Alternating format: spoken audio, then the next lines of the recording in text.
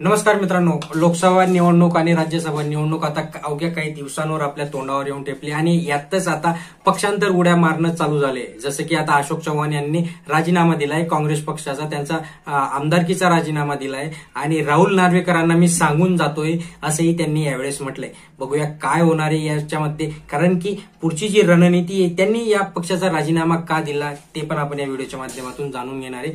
चॅनलवर नवीन असाल तर सबस्क्राईब करायचा, लाईक करायचा, शेअर करायचा. ज्यावेळेस त्यांनी काँग्रेस पक्षाचा राजीनामा दिला आणि प्रसारमाध्यमांशी बोलायला आले त्यावेळेस त्यांनी सांगितलं की मी राजीनामा दिलेला आहे, माझे काही पर्सनल वैयक्तिक कारण आहेत, त्यामुळे मी काँग्रेस पक्षातून आता बाहेर पडत आहे.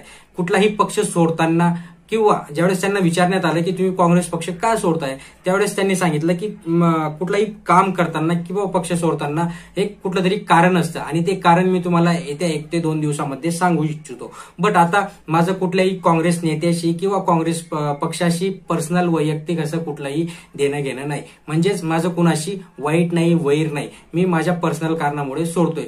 ज्यावेळेस आशिष देशमुख, आता आशिष देशमुख हे काँग्रेसचे माजी आमदार होते आणि त्यांनी काँग्रेस पक्ष सोडला आणि बीजेपी मध्ये ते गेले. मग आशिष देशमुख आणि अशोक चव्हाण यांचे घनिष्ठ संबंध आहे आणि आशिष देशमुख यांनी स्पष्ट वक्तव्य केलंय की राजीनामा त्यांनी का दिला, कारण की नाना पटोलेंची जी कारकिर्दी आणि नाना पटोलेंच्या अध्यक्षामध्ये जी काँग्रेसची वाटचाल चालू आहे ती वाटचाल काही योग्य दिशेने होत नाहीये आणि म्हणूनच आता अशोक चव्हाण यांनी त्यांच्या पक्षाचा काँग्रेस पक्षाचा राजीनामा दिलाय. म्हणजेच नाना पटोलेंच्या ज्या गोष्टी आहेत त्या अशोक चव्हाणांना पटत नाहीयेत असंच आपल्याला याच्यातनं म्हणावं लागणार आहे. बघूया अशोक चव्हाण हे भाजपात प्रवेश करता का कुठल्या दुसऱ्या पक्षामध्ये प्रवेश करता हे आपल्याला जाणून घेण्यासारखंच असणार आहे. त्यामुळे चॅनलवर नवीन असाल तर सबस्क्राईब करा, लाईक करा, शेअर करा. धन्यवाद.